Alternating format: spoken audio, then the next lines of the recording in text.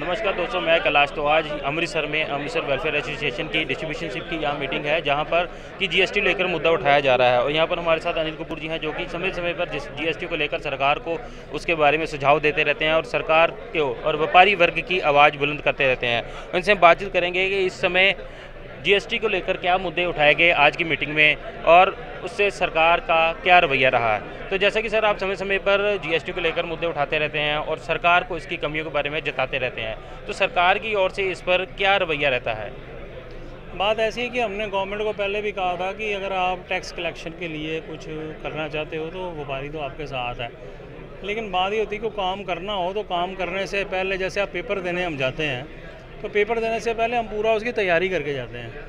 अगर वहाँ पे हम वैसे ही चले जाएँ तो लिखें कुछ ना, ऐसे उसे देखते रहें तो उससे बात नहीं बनती। या पूछ के करना शुरू कर दें, मैं इससे कुछ पूछूंगा, उससे कुछ पूछूंगा, तो पेपर नहीं हो पाता।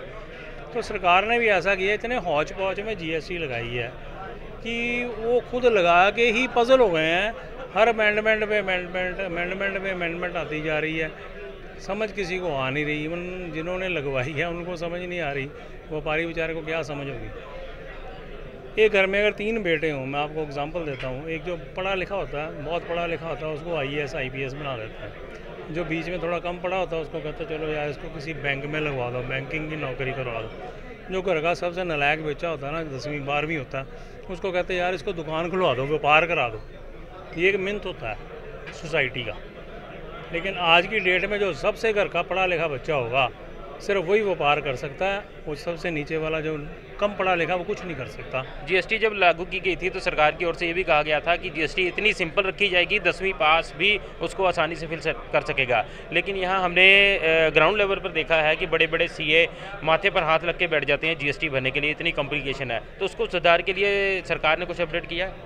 नहीं, बात यह है कि सिर्फ जीएसटी इसीलिए भरी जा रही है क्योंकि जीएसटी के जो पोर्टल्स बन गए हैं कंप्यूटर में, जो अलग अलग जो जैसे बिजी हो गया या टैली हो गया, जो इन कंपनीज ने जीएसटी के बना दिए हैं पोर्टल्स, उसमें यह है कि आपकी सेल में वो जीएसटी ऑटोमेटिकली वो रिटर्न बना देता है। तो वो हम सोचते हैं वो बन गई, तो वकील उसको चेक कर लेता है या सीए उसको चेक कर लेता। अगर मैं कहता हूँ कि उस पोर्टल के बगैर किसी को जीएसटी बनानी हो, वो 1 महीने में रिटर्न 1 दिन की नहीं बना सकता, इतनी कॉम्प्लिकेशन है।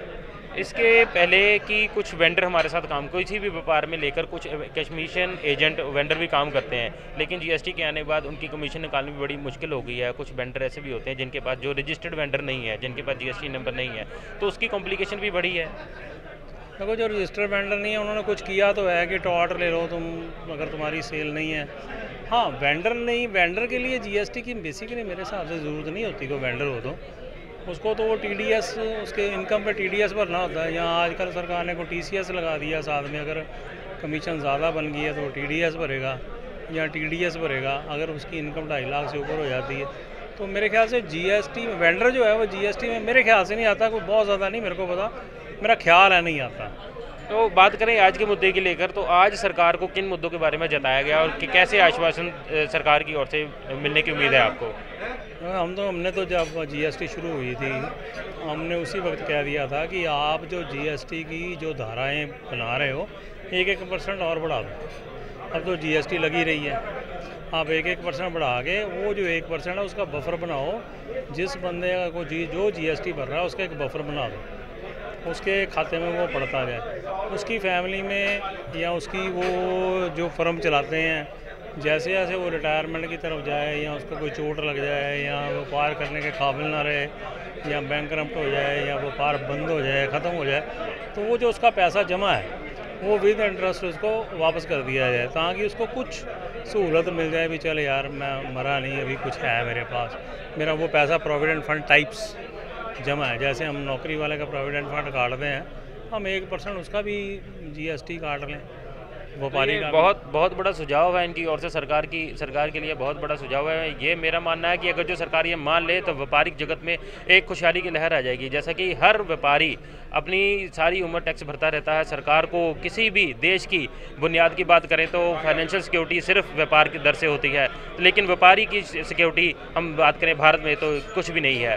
तो व्यापारी की सिक्योरिटी के लिए जैसा कि अनिल जी ने सुझाव दिया है कि 1% या कुछ एक रेशो रख दी जाए जो कि व्यापारी खाते में जमा की जाए और उसके आने वाले क्राइसिस या उसके बुढ़ापे पे उसको एज ए पेंशन दी जाए, तो ये बहुत बड़ा व्यापारी जगत के लिए और व्यापारियों के लिए बहुत बड़ा तोहफा होगा सरकार की ओर से। और ये बड़े बड़े फाइनेंशियल अथॉरिटीज़ जो हैं उनको ये सलाह ज़रूर माननी चाहिए। तो इसके साथ अगर जो हम बात करें कि जैसे कि ये व्यापारियों को गुड्स में काफ़ी नुकसान हो जाता है, हम मटेरियल की बात करें तो कई आ जाते हैं, कुछ बारिश की वजह से रेट कटिंग हो जाती है, कुछ बैड डेट हो जाते हैं, तो उसमें सरकार ने कुछ प्रावधान बनाए हैं जिसमें कि उसका GST बच सके। ऐसा है कि जैसे रेट कटिंग हो गई या कोई गोडाउन में पानी आ गया, बरसात का आ गया, वो सेकंड पहलू है, उसके लिए इंश्योरेंस तो है ही है, तो आपको इंश्योरेंस करानी पड़ेगी अपने स्टॉक की, तो वो पैसा तो इंश्योरेंस वाले दे देते हैं। और जैसे कि बात करें सुझाव आपसे व्यापारियों के लिए सुझाव मैं मांगूंगा, जैसे कि व्यापार जगत में बैड डेट्स आ जाते हैं, इंसॉल्वेंसी आ जाती है, बैंकरप्सी आ जाती है, उस पोजीशन में 2-2, 3-3 साल पुरानी पेमेंट होती हैं, वो मर जाती हैं, पर उसका टैक्स सरकार को एडवांस गया होता है, तो उस पोजीशन में व्यापारी को कुछ टैक्स में राहत मिल सकती है। देखो फिलहाल तो ये कोई प्रावधान नहीं है। इन्होंने जो बंदा व्यापारी से मतलब हमने GST लगा के किसी को माल दे दिया, तो ये तो इन्होंने प्रावधान किया हुआ है कि अगर तुम 6 महीने के अंदर अंदर वो कंज्यूम नहीं करोगे या उसका पैसा वापस नहीं दोगे, तुम्हारे को GST जो है वो हम रीइंबर्स नहीं करेंगे। ये सरकार का एक प्रावधान है, लेकिन ये कभी नहीं ये कहते कि वो GST उसके बाद वापस चली जाएगी। अगर ये वो GST जो यूटिलाइज नहीं कर सका, उसका पैसा उन्होंने नहीं दिया, उसका पैसा रुक गया, तो कम से कम वो पैसा जो है वो तो दे देगी कोर्ट दिला, यानी कि ये साफ है कि GST वापस चली जाए ना। फिर उसको अगर वो GST वो बंदे ने पैसा नहीं दिया तो उसकी GST ये कहते तेरी कन्फिस्टिकेट हो गई, तो कन्फिस्टिकेट उसकी करके उसको तो दे दो ना जिसने बेचारे ने भरी हुई है। बिल्कुल, ये प्रावधान सरकार को बहुत जल्दी लगाना भी चाहिए। जैसे कि एक छोटी अब आम भाषा में बात करें कि मैं आपका माल बेचता हूँ, मुझे कमीशन मिलती है, लेकिन आपके माल बिके हुए की पेमेंट ही नहीं आई तो मेरी कमीशन कैसे आएगी? पर सरकार अपना टैक्स पहले वसूल रही है।